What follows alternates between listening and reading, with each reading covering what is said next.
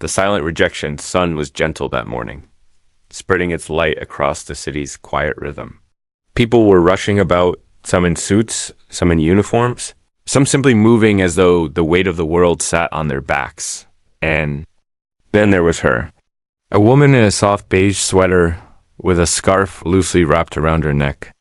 She walked carefully, as if trying not to disturb anyone around her. She looked like a tourist, but there was something in her eyes, something deeper. She was not lost. She was just unnoticed. She paused in front of the bank building. The glass doors gleamed, reflecting her figure slight with calm, observant eyes and a quiet grace. She adjusted her bag on her shoulder and walked in. The lobby was cold, not in temperature, but in mood. Sleek chairs, pale tiles, and a silence that wasn't peaceful. A receptionist sat behind the wide counter, typing without looking up. A man in a suit passed by without sparing a glance. The woman stepped forward and smiled gently at the receptionist. "Excuse me," she said in soft, careful English, her accent light but clear. "I need to open a small savings account." The receptionist glanced up. Her eyes scanned the woman's clothes, then flicked to the small bag she carried. "Do you have an appointment?" The receptionist asked flatly. "No," the woman said. Still smiling politely, "I was told I could walk in." The receptionist's mouth tightened. She clicked a few keys. "You need to speak with a financial advisor, but they're booked all day." The woman hesitated. "I can wait." A sharp breath escaped the receptionist. She pressed a button and leaned toward a colleague nearby. They whispered. The colleague, a younger man in a blue tie, looked over and smirked slightly. "You can't wait here all day," the receptionist said, her tone now firmer. "This is a premium service branch. I just want to open a savings account," the woman repeated gently. The young man in the blue tie came forward now. "Ma'am," he said, not bothering to hide the impatience in his voice. "Maybe try one of our other locations. This branch handles high-value clients. We don't offer walk-ins for standard inquiries." The woman stood very still. Her hands were at her sides. She looked between them. "I see," she said softly. No anger, no protest. Just quiet understanding. She turned around and walked toward the exit. Her footsteps were slow, not from shame, but from a heaviness she didn't show on her face. Outside, she stood by the marble steps. Her eyes moved to the people passing by, the tall buildings above, the cloud drifting across the sky. She took out her phone. Her fingers moved over the screen. Then she waited. Minutes passed. Inside. The receptionist rolled her eyes. "What was that?" She muttered. The man in the blue tie laughed. "Probably thought this was some kind of government bank. Honestly, people walk in off the street and think they'll just get access to premium services. Did you see that bag?" The receptionist smirked. "Like a flea market purse." But then something shifted. Through the glass doors, they noticed a black SUV pull up slowly in front of the bank. The vehicle was polished, clearly custom-built, a kind used by those who didn't just have money. They had power. A man stepped out, tall, composed, dressed in simple but expensive clothes. Sunglasses masked his eyes. But even without them, everyone could feel the sharpness in his presence. He didn't rush.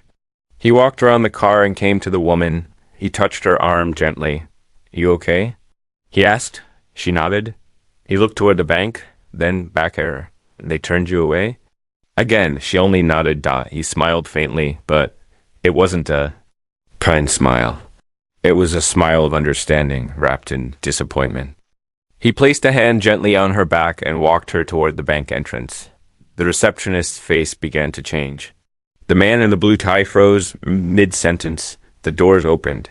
He entered first, his steps echoing through the lobby like quiet thunder. The woman followed silently beside him. "Can I help you, sir?" The receptionist said, her voice cracking just slightly. The man pulled down his sunglasses. His eyes were calm, but deadly. "Yes," he said. "My wife came in 7 minutes ago." "You denied her service?" "I said we didn't know she was..." He held up a hand. "Do you treat every woman who walks in alone like that?" he asked. Or only the ones who look too simple for your taste? Silence? He reached into his coat pocket and pulled out a card. He placed it on the counter. The receptionist's hands trembled as she picked it up. It had his name, and it had the logo of the holding company that owned more than 70% of the bank's stock. Her throat went dry. The man turned to the woman and offered his arm. Come, he said. Let's open that savings account. The receptionist jumped up. Sir, please, she's welcome, of course. I'll get our top advisor right now. He turned back slowly. No, he said. You won't. She doesn't want your kindness now that you know who I am. She wanted your respect before you did. You led his wife to the executive room. Glass walls, private view, fresh flowers. They sat together, but the woman's face was still thoughtful. Her eyes not bitter, but deeply quiet. You didn't have to come, she whispered. Yes, he said, taking her hand. I did.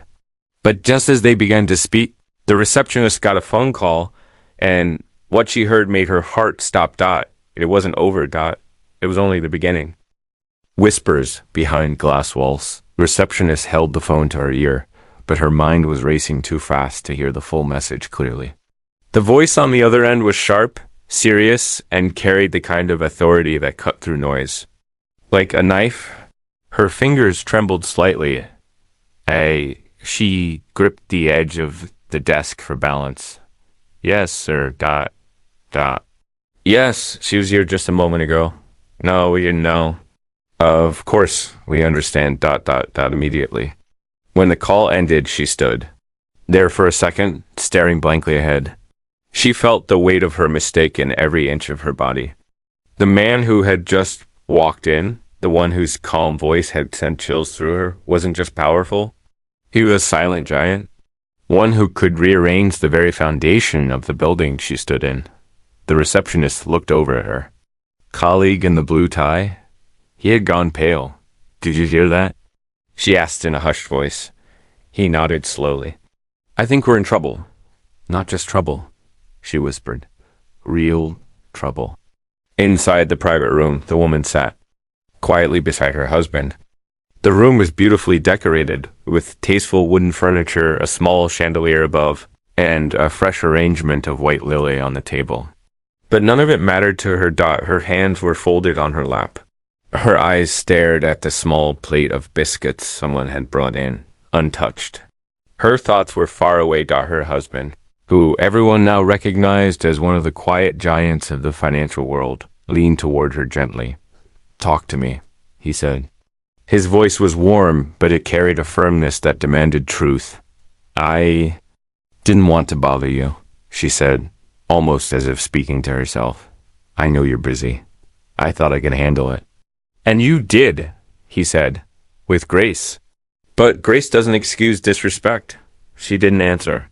Instead, she looked at the lily. They looked at me like I didn't belong, she said finally, as if I was wasting their time by walking in. He didn't interrupt her. He just listened. I wasn't wearing anything fancy, she continued, her voice low, and my accent. I could see it in their faces. They decided who I was before I even opened my mouth. You're better than anything they could have imagined, he said. And today, they'll learn that the hard way.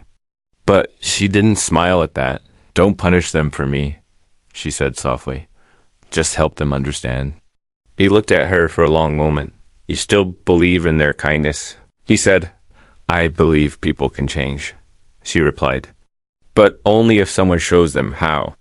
Meanwhile, in the main lobby, the branch manager had arrived, his face red, his forehead glistening with sweat. He rushed to the receptionist. What on earth happened? He demanded. Do you know who that man is? We didn't recognize her, the receptionist muttered. She looked ordinary. You think power always wears diamonds? The manager snapped. You just insulted the wife of the man who funds half our corporate strategy meetings. I didn't know. That's exactly the problem, he said coldly. You didn't care to know. Before she could answer, the branch manager straightened his tie, took a deep breath, and walked toward the private room. He knocked once, then opened the door. The atmosphere inside shifted instantly. Dottie entered with a forced smile. Sir, madam. I deeply apologize for the misunderstanding. It was never our intention to offend. The woman looked at him kindly, but said nothing. Her husband remained still. Misunderstanding, he repeated. The manager faltered. I meant misjudgment, and it was wrong. Completely unacceptable. I've already spoken with the team. Did you? The husband said. Or did someone call you and tell you who I was? The manager went silent. That's what I thought, the man said. You didn't act out of principle. You acted out of fear. Sir, the woman raised her hand gently, stopping both men. I don't want this to become about punishment, she said quietly. I came here today because I wanted to open a simple account. Nothing more. And we will honor that, the manager said quickly, with our top advisor and full privileges. I don't need privileges, she replied calmly. Just fairness. The room went quiet again. The husband glanced at his wife. She gave him the smallest nod, letting him know she was ready to leave the past 10 minutes behind. He turned to the manager. Get someone we can trust, he said. Someone who will treat her like a human being, not like a number. The manager nodded, practically bowing. Of course. Right away. Just as he was about to leave the room, his phone buzzed again. He looked down. The screen displayed a message that made his blood freeze. CEO wants to speak. Now, meanwhile, back. At corporate headquarters, the CEO of the bank sat in her office. Her assistant had just given her the full report. The CEO stared out the window, her face unreadable. So she was treated poorly, she said. Yes, ma'am. And her husband? He's already made contact. Didn't threaten. Didn't raise his voice. But he's watching. The CEO turned back to her desk.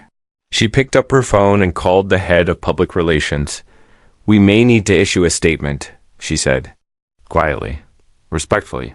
We need to make this right before it becomes a storm. She paused and find out who she is. Everything. Background, education, the works. Not because she's a wife.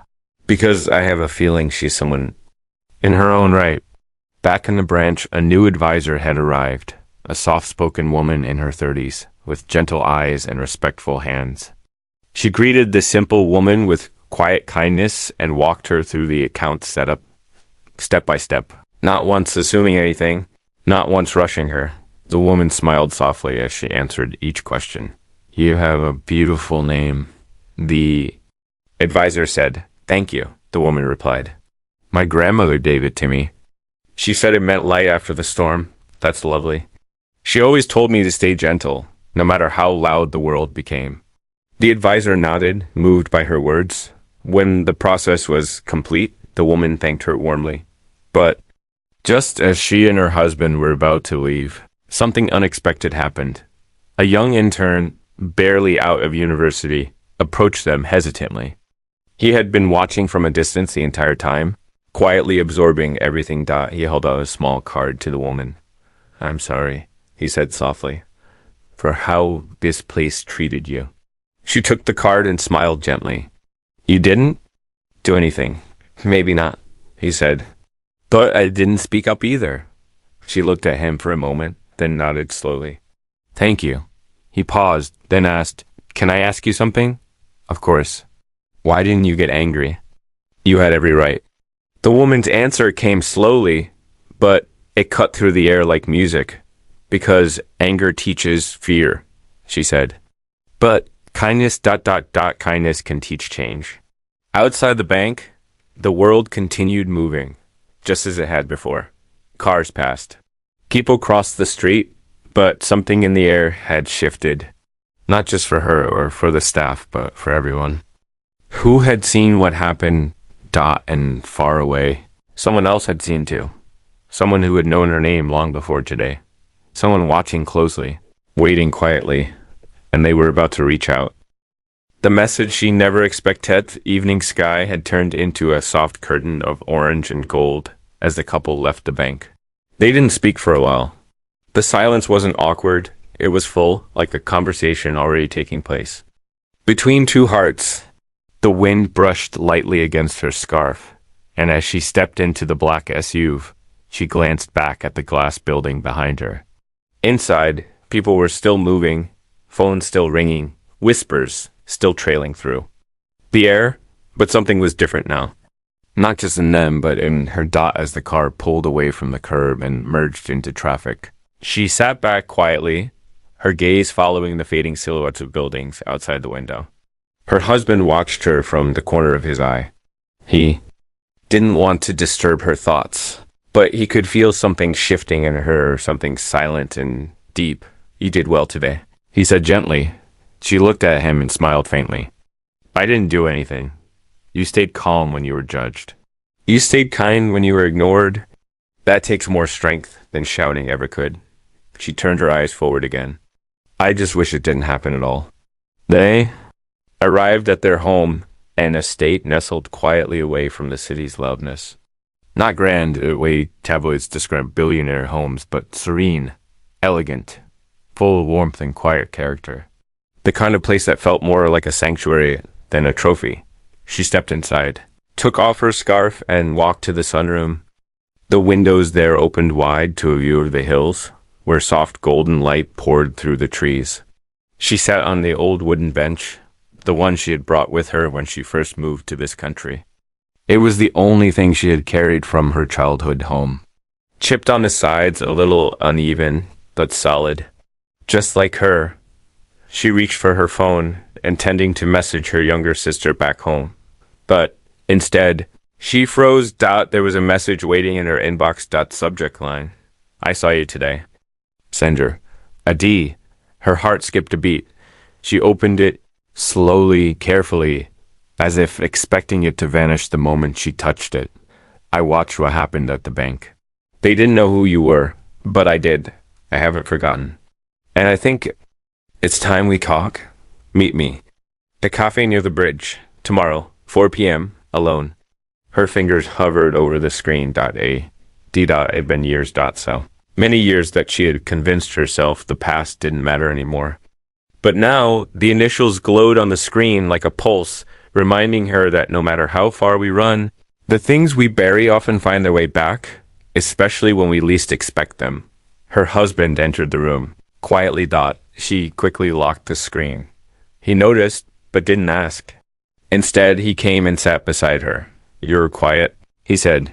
"Just tired," she replied, leaning her head on his shoulder. But inside, her thoughts were rushing like a storm. D wasn't just anyone.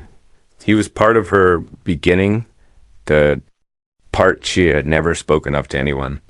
Not even to the man who had given her the world. That night, she couldn't sleep. Her memories kept pulling her back to a dusty village far away. A life of struggle. Of hopes that seemed too big for her. Small world. Of someone who believed in her long before. She believed in herself. D was the one who had taught her how to dream. He was the first person to put a book in her hands when she was 10. He had nothing himself, but he had told her, "You have a mind that doesn't belong to this place." And he was right. She had left that world behind, carrying only his words and her grandmother's bench, but she had never expected to see those initials again. The next day, she told her husband she was going for a walk. He didn't question it. He trusted her completely, and she loved him even more for that. She dressed simply, just like always, flat shoes, a cotton dress, her hair tied loosely. At 4 p.m. sharp, she arrived at the cafe near the bridge. It was the kind of place people passed without noticing: old chairs, mismatched cups, and a single wind chime that danced lazily in the afternoon breeze. She stepped inside. He was already there. Older, thinner, a few lines on his face, but his eyes were the same kind, searching, filled with quiet fire. "You came," he said. She nodded and sat down. For a few moments, neither of them spoke. Then he smiled. "I recognized you before you even walked into the bank. I was at the cafe, across the street." I couldn't believe it. "You shouldn't have written," she said softly. "I had to," he said. "I've been following your story for years. I knew you had gone far. But I didn't know how far. I didn't want anyone to know," she whispered. "Why?" She looked out the window. Because sometimes when you rise too far from where you started, people either try to pull you back, or they stop seeing you as real. You've always been real, he said. They talked for hours about their childhood, about the village, about her journey, how she had worked as a waitress, then a translator, then finally entered university on scholarship. How she had met her husband at a library, not knowing who he was.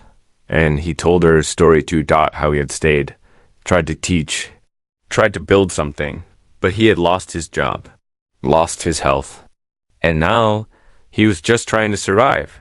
She listened in silence, her eyes growing softer. I didn't come to ask for anything, he said at last.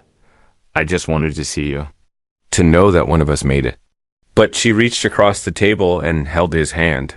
You were the one who started it, she said. You gave me my first book. It was a torn book, he said with a sad laugh. Half the pages were missing. But it had enough, she replied. Enough to light a fire. They parted that evening with no promises, no declarations. Just the quiet knowledge that something sacred had been shared again. But the next morning, she called her husband into the sunroom, Dot, and for the first time, she told him everything, Dot, about her past. About the village. About the boy who taught her to dream. Dot, her husband didn't interrupt. He just listened. When she was finished, he kissed her forehead. Thank you for trusting me, he said, Dot, and then he did something she didn't expect. He told his team to find a way to help the village. Dot schools, libraries, internet access, and employment opportunities. Not because she asked, but because he saw in her eyes that this was the last missing piece of her story. Dot, just as she thought the day had brought her peace, something new arrived. A letter, but not by mail. Someone had slipped it under their front door. Dot, inside was a single sentence, written neat handwriting. They didn't treat you that way by accident. They were told to. The shadow beneath the marble floor, the letter sat on the kitchen counter for nearly an hour before either of them spoke again. It had arrived with no sound, no knock, no hint of who delivered it. Just one crisp envelope and a chilling sentence inside. They didn't treat you that way by accident. They were told to. She stared at the paper, her hands resting beside it, her fingers lightly curled.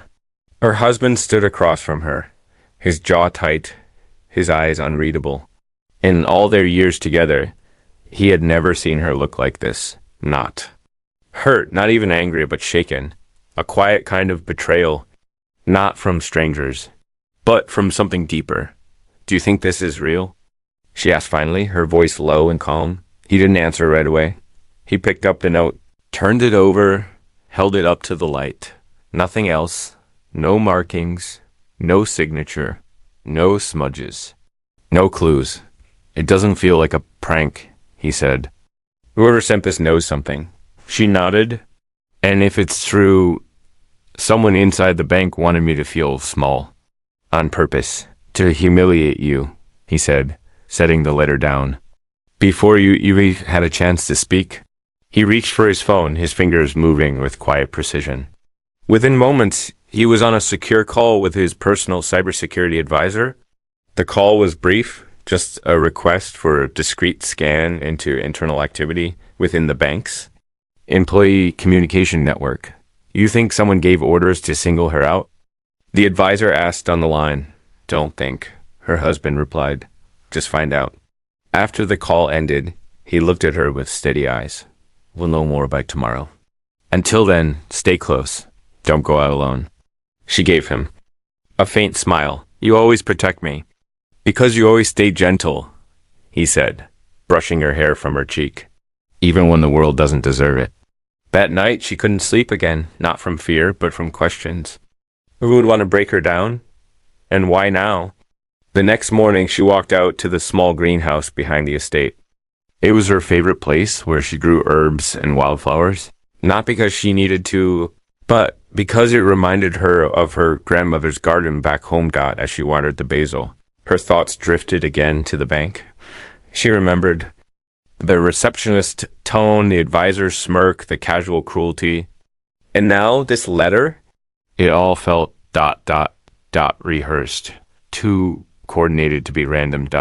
By afternoon, Her husband's advisor called back. His voice was serious. We found something. He said her husband put the call on speaker so she could hear too. A week before the incident, the advisor said, there was a flagged conversation in the internal employee chat logs of the bank branch. Someone posted a photo from the security cameras. It was a still image of your wife standing outside the building, looking at the doors. Her eyes widened. What? She whispered. It came with a caption, the advisor continued. The message said, this is the one. Keep it cold. Make sure she doesn't stay long. She felt the breath leave her lungs. Her husband's hands clenched into fists. Who posted it? He asked. The account is anonymous, created under a fake name. No profile picture, but we're working on tracing it. And the IP address links back to a corporate device. Meaning someone inside the company, her husband said. Yes. Someone with clearance. Someone who knew she was coming. But how? She whispered. I hadn't told anyone. Not even you. I just decided that morning to go. The line went quiet. Then the advisor said something neither of them expected. Someone's been watching you. The words echoed like thunder inside the quiet kitchen. The advisor continued, his tone now more cautious. I checked her phone logs. 2. There was spyware planted on her device. Not harmful, but used to track movement and send updates to a shadow server. It's been there for at least a month. Her hand moved instinctively toward her phone. We don't know who installed it, the advisor added. But whoever it is, they've been tracking you in real time? Where you go, when you move, possibly even who you talk to. Her husband ended the call and immediately placed her phone in a locked pouch designed to block all signals. Then he looked at her with a calm, focused intensity. This isn't just about a bank, he said. Someone wanted to embarrass you publicly, and they wanted to do it precisely when you were alone. Her lips parted, but no words came out. He took a breath, then said, I need to ask you something. And I need you to think carefully. She nodded. Double quotes. Do you have any enemies? He asked gently. Anyone from your past who might hold a grudge. She looked away, her eyes scanning the soft garden light coming through the window. Not enemies, she said, but ... Maybe people who didn't like where I ended up. Who? She hesitated. When I first came to this country, she said slowly, I worked at a private tutoring agency. They hired foreign students to teach math and English to kids of wealthy families. I worked hard. I didn't complain. But one day, one of the senior tutors, someone local, connected, he accused me of stealing his client. Her husband listened carefully. I didn't do anything wrong, she said, but they fired me anyway. And he told me you'll never belong here. Do you remember his name? He asked. She nodded. He took out his phone and noted it down. What? Will you do? She asked. Just check, he said, quietly. Later that night, another message arrived, but this time, it wasn't anonymous. It was an email, with no subject line.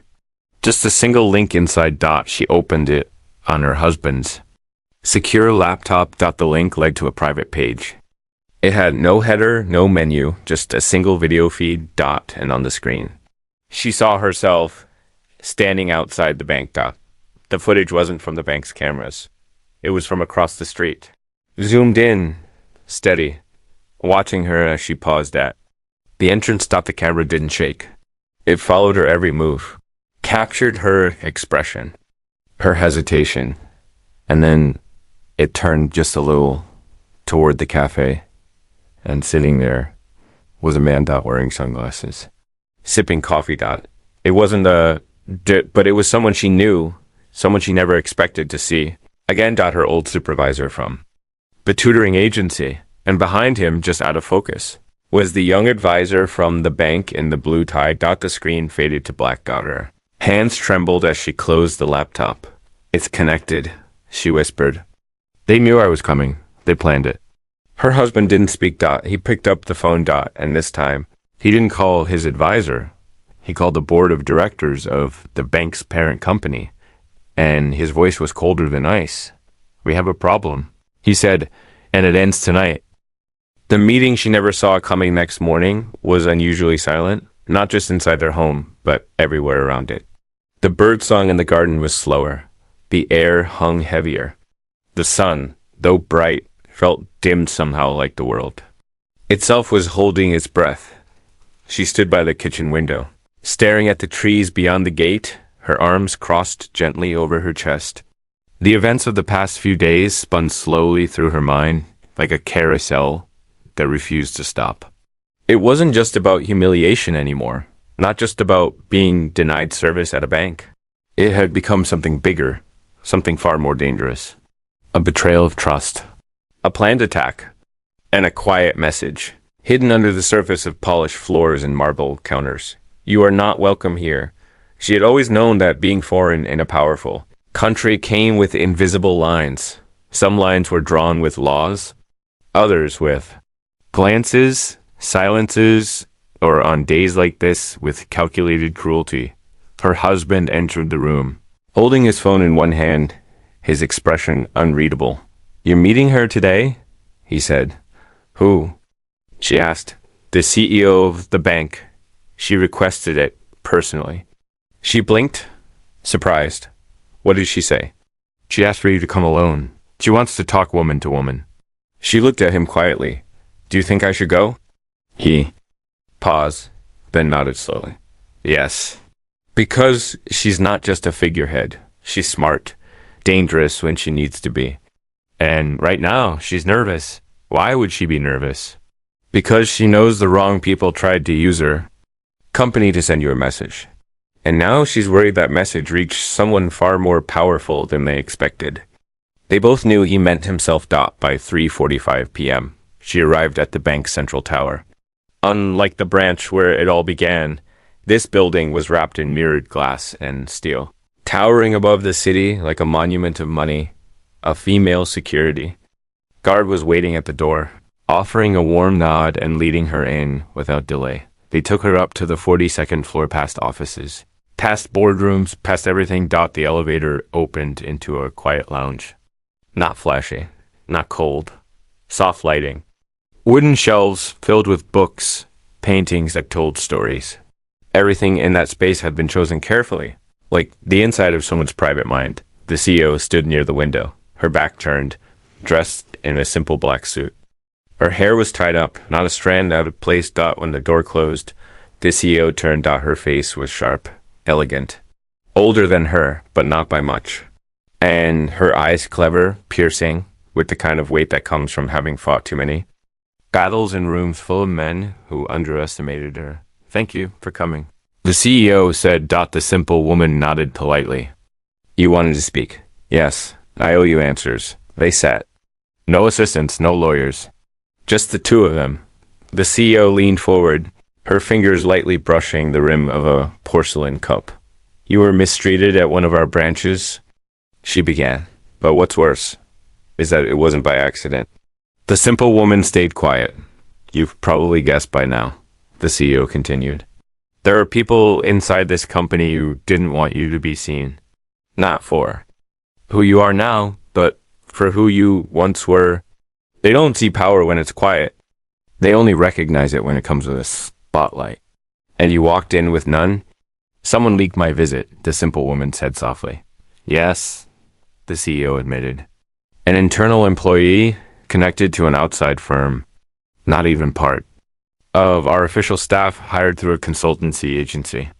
I'm already terminating all contracts tied to that firm." "And the message they posted? I've seen it," she said. "And it made me sick." The simple woman looked up slowly. "Why would anyone go through all this trouble just to humiliate someone like me?" The CEO's gaze hardened. "Because people like you make them feel afraid?" That answer caught her off guard. "You're a foreigner," the CEO said, her voice lower now. "But you carry yourself like you belong here. That makes people uncomfortable. You don't demand attention. And yet, you draw it anyway. That makes them nervous. And above all, you're gentle. And they don't know what to do with gentleness that doesn't ask for permission." The room went quiet. "You remind them of who they are not," the CEO added. The simple woman didn't speak. Finally, she asked, "So what now?" The CEO looked her directly in the eyes. "I want to make this right. she said, not just by apologizing, but by turning what they tried to bury into something that shines. What do you mean? I want you to become the face of our new global dignity initiative, the CEO said. A campaign about respect, about recognizing value without judgment. Across branches, across countries, across class. You walked in as no one, and they treated you like you were invisible. But now, I want the world to see what happens when we choose the opposite. The offer sat heavily in the air, the simple woman. Look down, then back up. Are you offering this to clear your company's name? She asked softly. Or because you truly believe in it? The CEO didn't flinch. Both, she said. Because sometimes good intentions are born from bad mistakes. She stood. The decision is yours, no pressure. But if you say yes, I'll make sure your voice is heard in every corner they once tried to silence you in. The woman rose slowly, nodded respectfully, and turned to leave. But just before she reached the elevator, the CEO called out gently, By the way, I know about your past. The woman stopped. Your village, she said. Your work as a tutor. Your scholarship. Your story. It's not just beautiful. It's powerful, and it's not a weakness. The woman turned around. I never thought it was, she said quietly. I just didn't think anyone else would see it that way. As the elevator doors closed behind her, she realized something she hadn't felt in a long time. Not just strength, but visibility. For the first time in years, someone outside her own world had looked past the accent, the scarf, the modest dress, and seen her in that night. She sat with her husband on the garden bench. She told him everything. And when she finished, he took her hand and said, Whatever you choose. I'm proud of you. But just as they sat in silence, the wind shifted. Her phone buzzed. It was a message. A photo. No words. Just an image. A picture of her standing in the cafe with a D the day they reunited. The angle was too close. Too high. Taken. From above. From inside the CAFE acute. Someone had been watching again. And this time, they weren't hiding. The silence that broke the system photo on her phone glowed in the dark garden. The gentle light of the screen cast a pale hue across her face as she stared at it. The image was crystal clear, a moment she thought was private, captured from a height that suggested surveillance, not coincidence. She and D sitting across from each other, deep in conversation. Not smiling, not laughing. Just speaking quietly, sharing memories and truths. But now, that moment had been stolen. And it had been sent to her with no message, no sender, no threat. Yet the meaning was unmistakable. We see you. We're still watching. Her husband leaned closer, studying the image. This wasn't taken by accident, he said. This was planned. Someone wants you to know they're not finished. But why send it now? She whispered. Because you didn't stay small, he said. You didn't disappear after the bank. You made them nervous. Again. Her heart beat slowly, but heavily. They're not trying to scare me anymore, she said after a moment.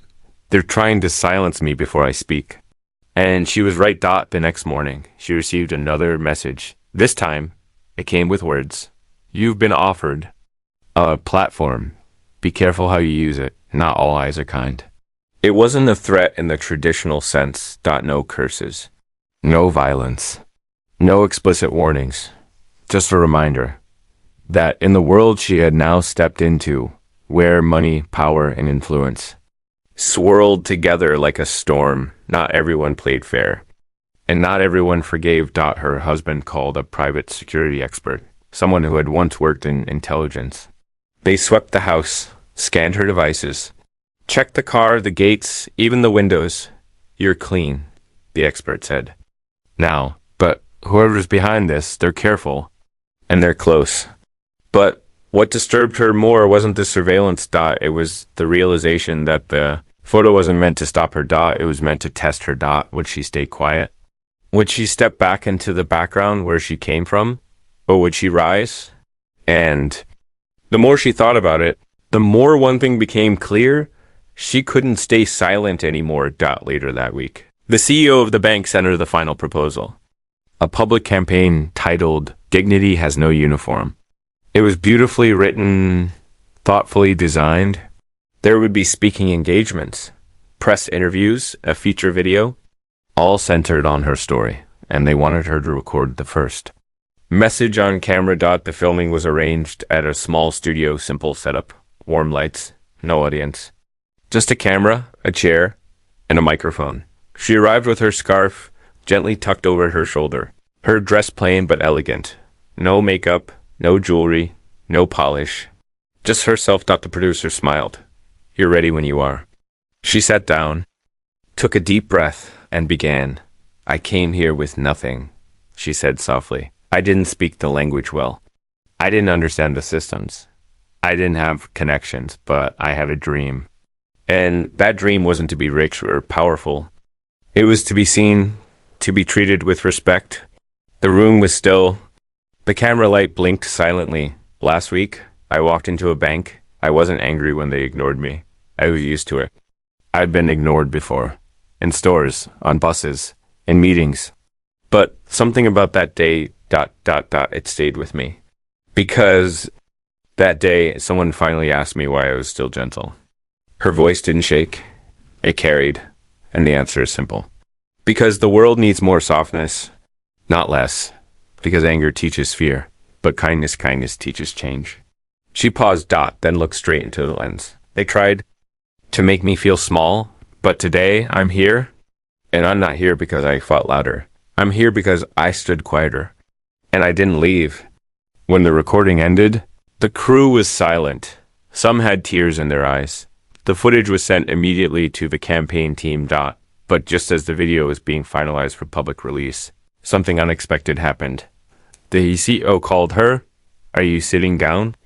The CEO asked. "Yes," she said. "We found the man behind the messages, the photos, the coordination." Her breath caught. "Who is it?" The name came like a crack of thunder. Alex Dever.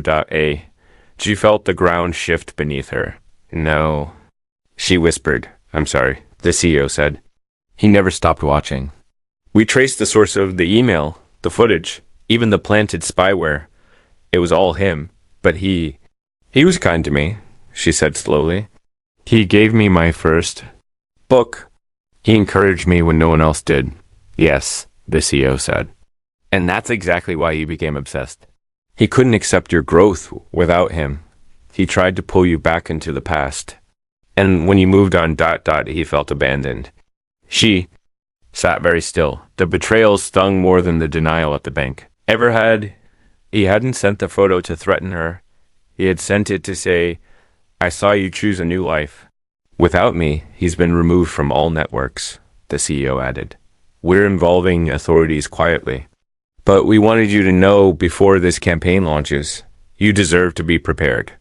When the call ended, she stood in the sunroom, staring out into the garden. The wind rustled the leaves. Somewhere beyond the trees, a bird chirped. But inside, her world had tilted again. Her husband joined her. She didn't need to say anything. He saw it in her eyes, and he simply held her, not because she needed protection, but because she needed to remember that her heart had survived every storm thrown at it. The next morning, the campaign went live. Millions watched the video. Millions listened to the woman who had been ignored, only to rise. And the world didn't just hear her voice. They felt it. Articles were written. News anchors repeated her words. Teachers showed her video in classrooms. And in bank branches across the country, posters went up with her picture and the phrase, "Dignity has no uniform." But most importantly, she knew. She knew that even though the past had tried to return with shadows and whispers, she had stepped forward anyway. Not with revenge, but with grace. And sometimes that's what changes everything.